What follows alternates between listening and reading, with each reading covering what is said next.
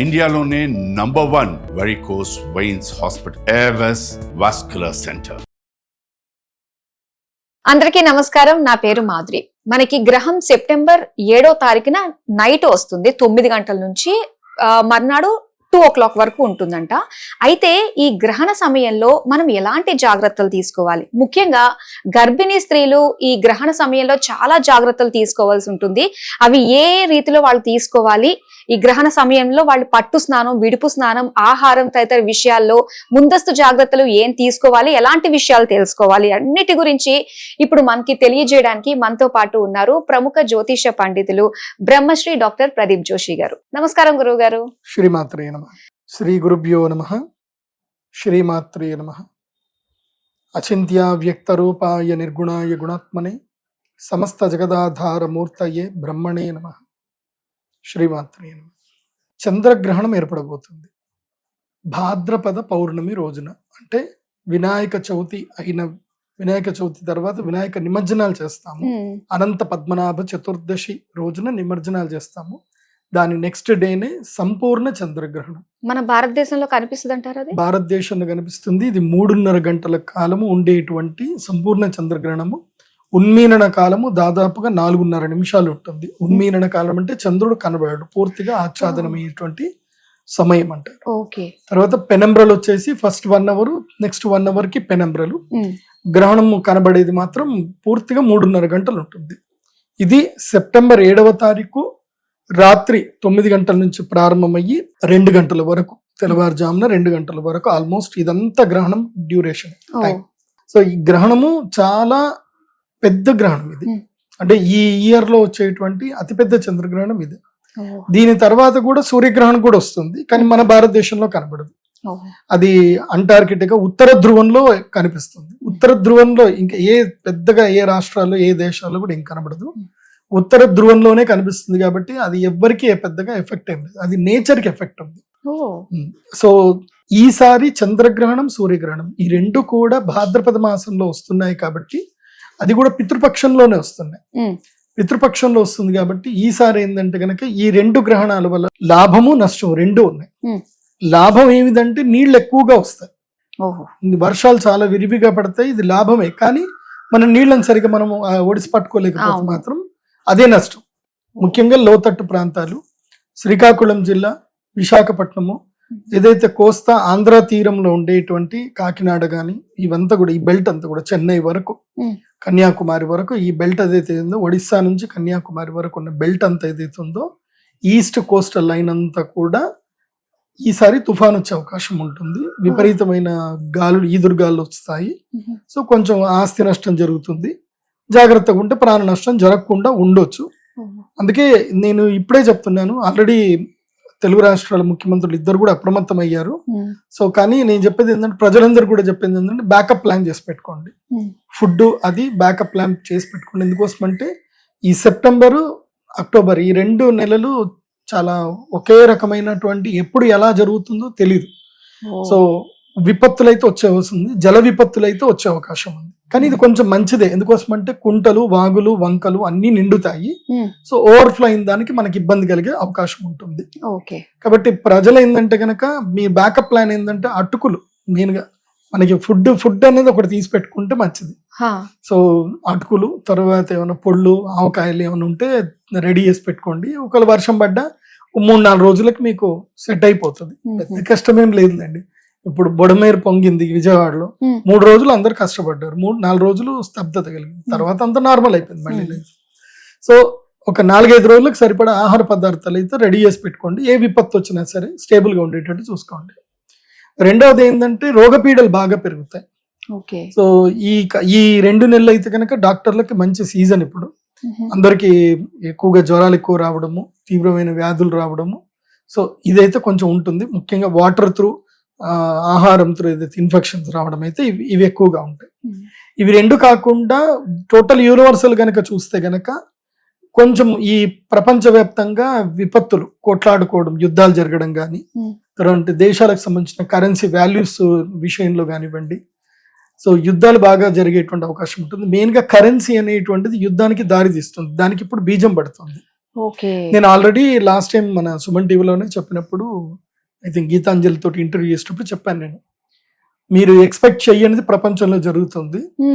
చైనాకి ఇండియాకి పడదు అని అందరూ అనుకుంటారు, కానీ చైనా, ఇండియా, రష్యా 3 కలిసి, సో బ్రెజిల్, తర్వాత సౌత్ ఆఫ్రికా, ఇవన్నీ కూడా కలిసి ఒక కరెన్సీ క్రియేట్ చేస్తారు అని చెప్పి నేను దాదాపుగా మన ఉగాది పంచాంగ శ్రవణం ఇప్పుడే చెప్పాను. సో ఇప్పుడు అది ఇప్పుడు దానికి ఇంప్లిమెంటేషన్ అనేది స్టార్ట్ అవుతుంది.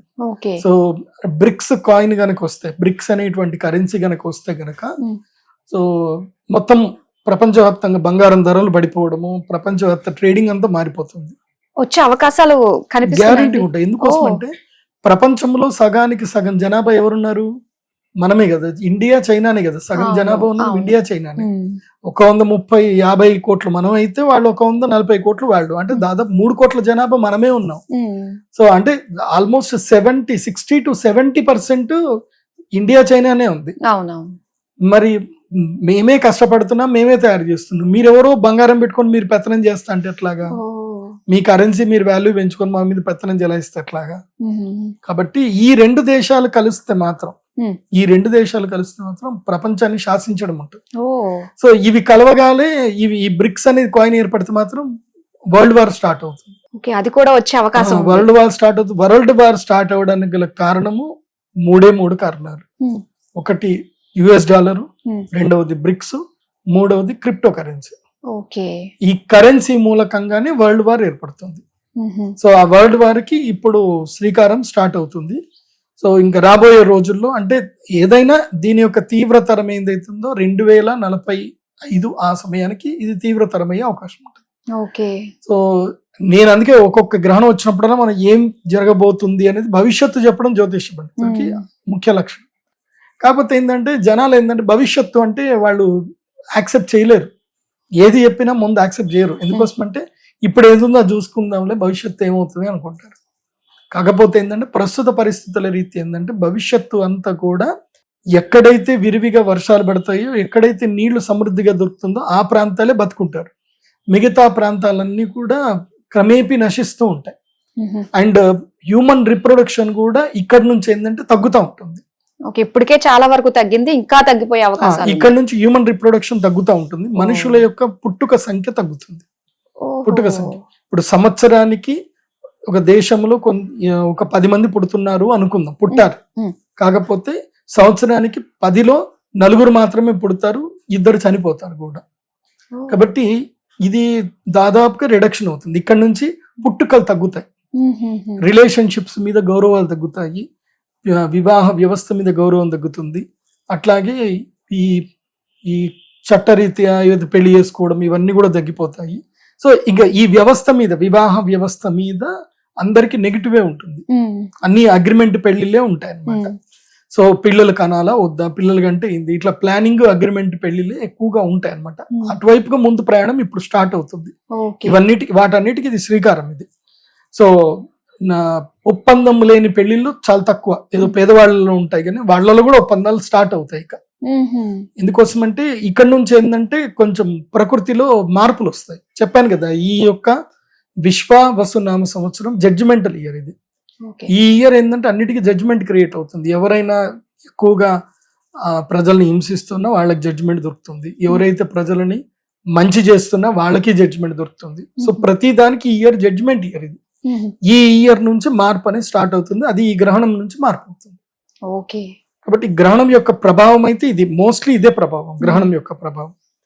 ఇక ప్రతి ఒక్క రాశులకు కూడా గ్రహణ ప్రభావం ఉంటుంది.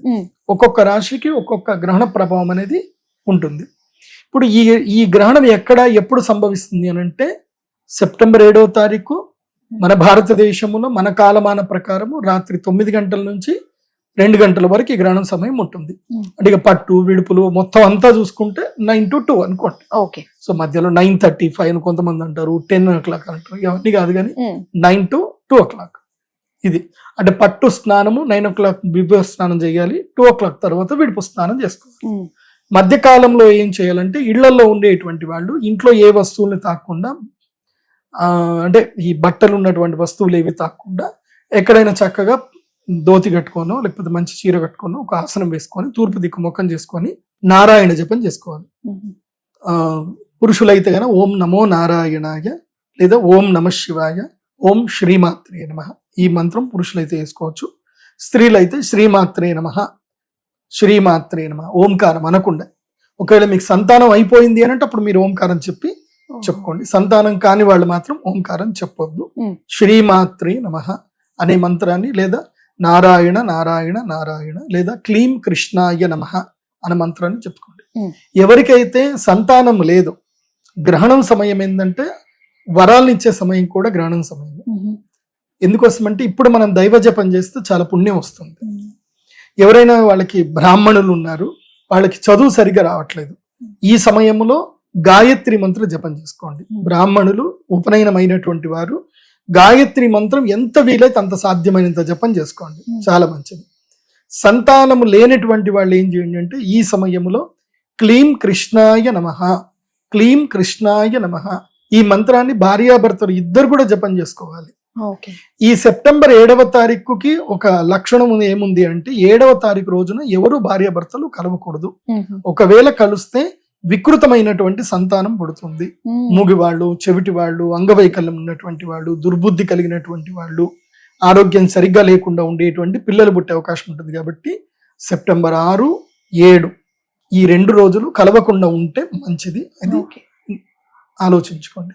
రెండవది, పిల్లలకి ఎవరికైనా విద్య రావాలి. చాలా మందికి పిల్లలకి జ్ఞాపక శక్తి ఉండదు, విద్య రాదు. ఇదే గ్రహణ సమయంలో కావాలంటే నెక్స్ట్ డే లీవ్ పెట్టేసుకోండి, స్కూల్కి పర్వాలేదు.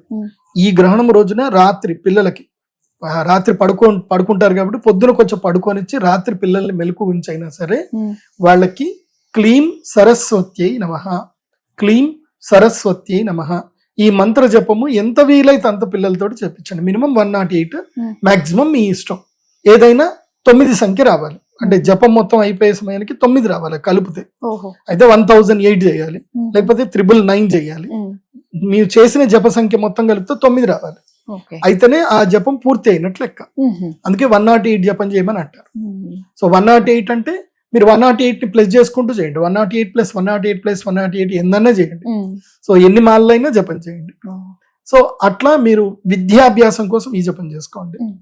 ఇంకోటి ఏంటంటే చాలా మందికి డబ్బు కావాలి, అదైతే అందరికి ఇంపార్టెంట్, ప్రతి ఒక్కరికి ఇంపార్టెంట్. డబ్బు కావాలి కోరుకుంటారు ప్రతి ఒక్కళ్ళు.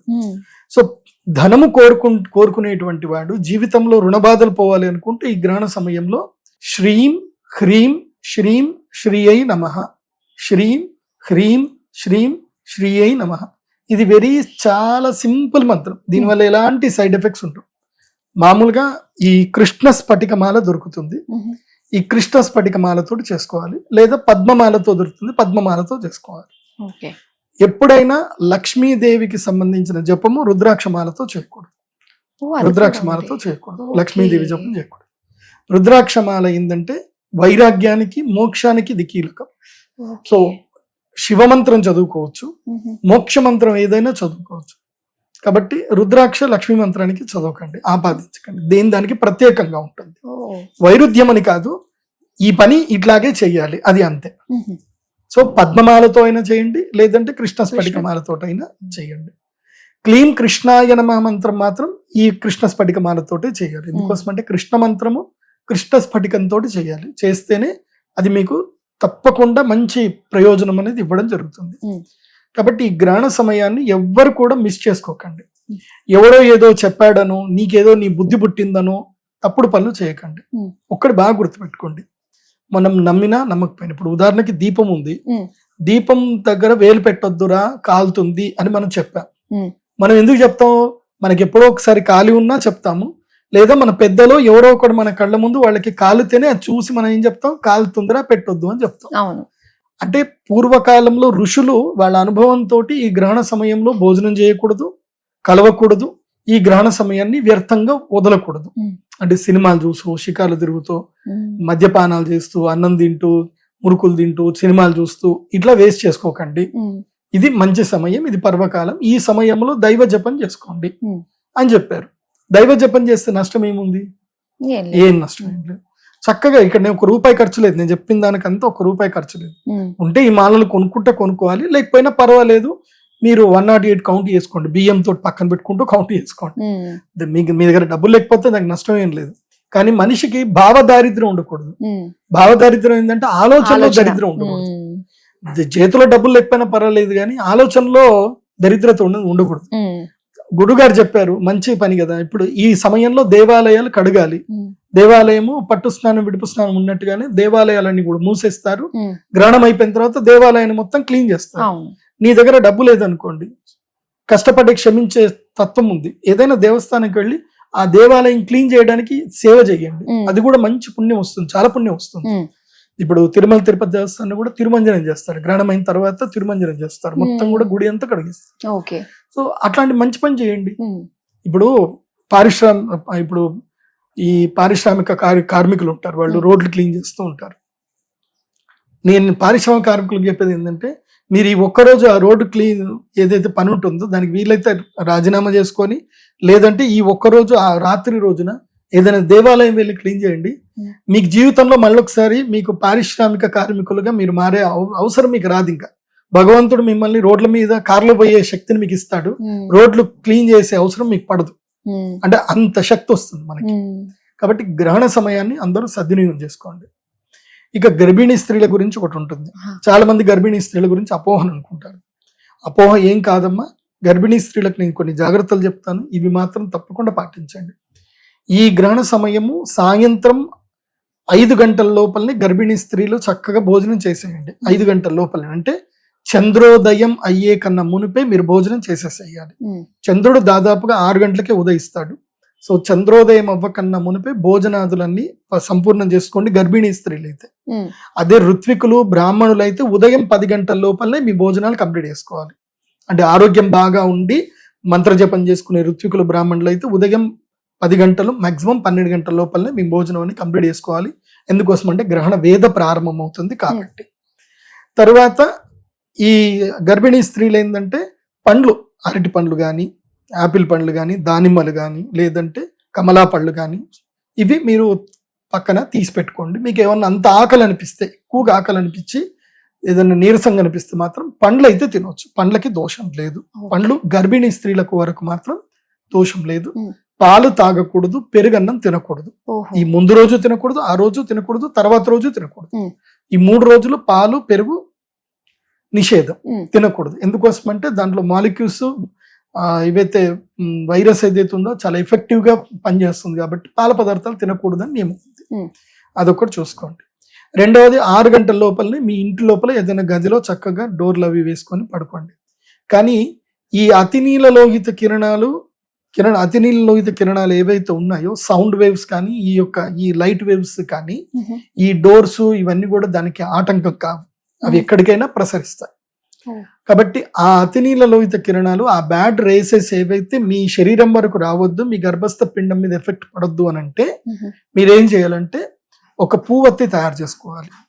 సో పువ్వొత్తి అంటే ఏం లేదు, చిన్న ఒక కర్చిప్ తీసుకోండి, ఒక చిన్న కాటన్ క్లాత్ తీసుకోవాలి, చాలా చిన్నది, ఇంత ఉంటుంది. దానికి స్క్వేర్ లో ఒక చిన్నది తీసుకొని దాని లోపల ఏంటంటే బియ్యం వేసి దాన్ని ముడిచేసి పైనుంచి ఒక దారం కట్టేస్తే అది ఒక దీపం వత్తిలాగా తయారవుతుంది. సో ఆ దీపం వత్తిని తయారు చేసి ఒక కంచుడు ఉంటుంది, మట్టి కంచుడు ఉంటుంది, మట్టి కంచుడు మధ్యలో పెట్టండి. సో అది ఎలా నిల్చొని ఉండాలి. సో దాంట్లో నెయ్యి నింపండి, ఒక 1/4 కిలో నెయ్యి నింపుకుంటే సరిపోతుంది. మట్టి 250 గ్రామ్స్ సరిపోతుంది. అందులోపల ఆవు నెయ్యి నింపాలి. ఆవు నెయ్యి నింపి దీపం వెలిగించండి. 1 కిలో ఆవు నెయ్యి పెట్టుకోండి. ఈ రోజంతా కూడా 1 కిలో ఆవు నెయ్యి ఎంతో 600-700 పెడితే వచ్చేస్తుంది. కిలో ఆవు నెయ్యి పెట్టుకోండి. ఎక్కడైతే గర్భిణీ స్త్రీ ఉంటుందో ఆ రూమ్ లోనే ఒక 6 ఫీట్లు 8 ఫీట్ల దూరంలో ఎక్కడైనా చక్కని ప్రదేశంలో, బట్టలు ఏమీ లేకుండా, అంటే ఫైర్ యాక్సిడెంట్ జరగకుండా అట్లా నీట్ గా మంచి ప్రదేశంలో చక్కగా పెట్టుకోండి, దీపం పెట్టేసుకోండి.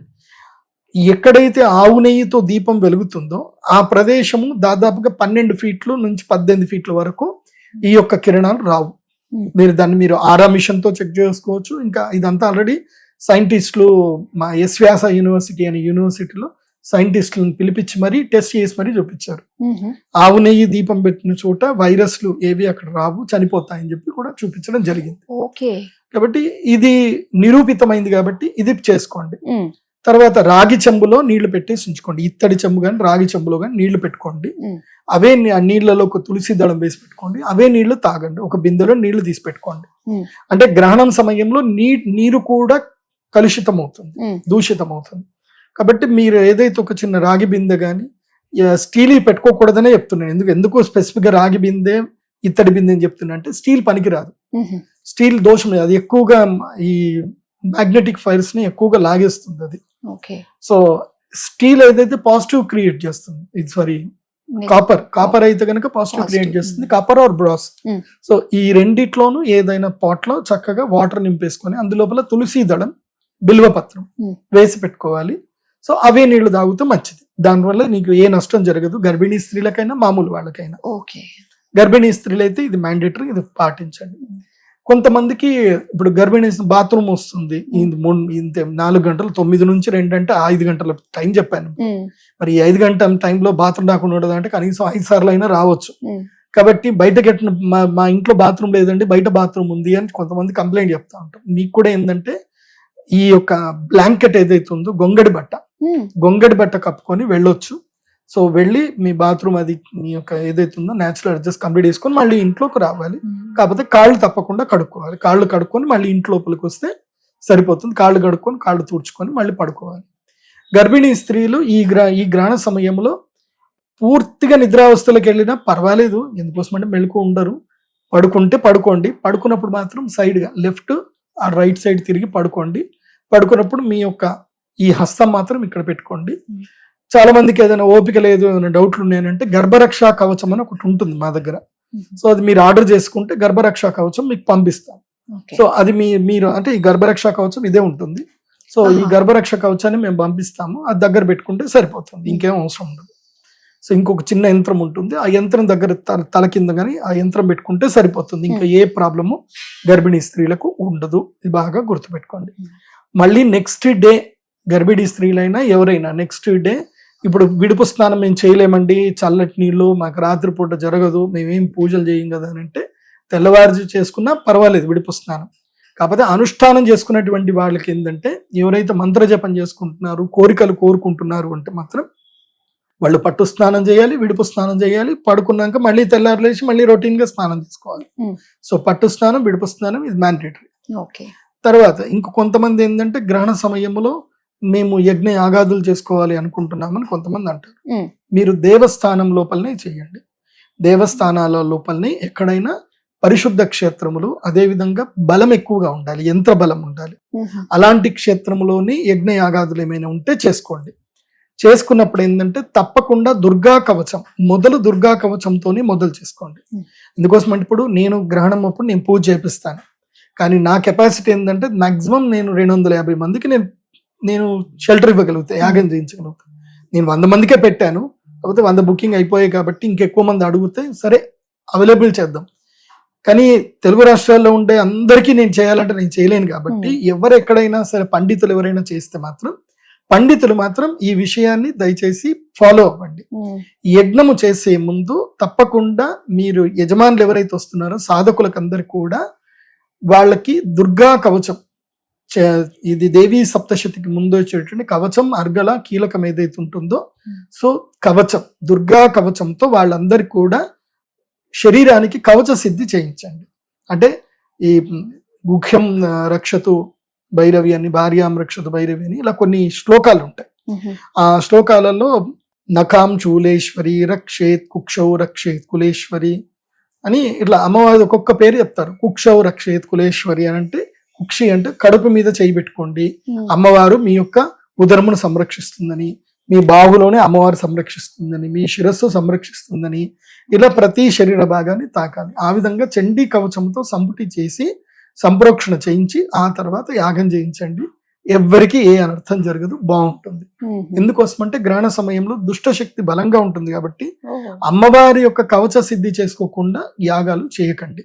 ఇది అందరికీ నేను చెప్పేటువంటి ఒక సూచన. అది మీ ఇష్టం ఉంటే పాటించండి, అహంకారం అనుకుంటే పాటించకండి. ఓకే గురుగారు, చాలా మంచి విషయాలు తెలియజేసినందుకు ధన్యవాదాలు. శ్రీమాత్రే.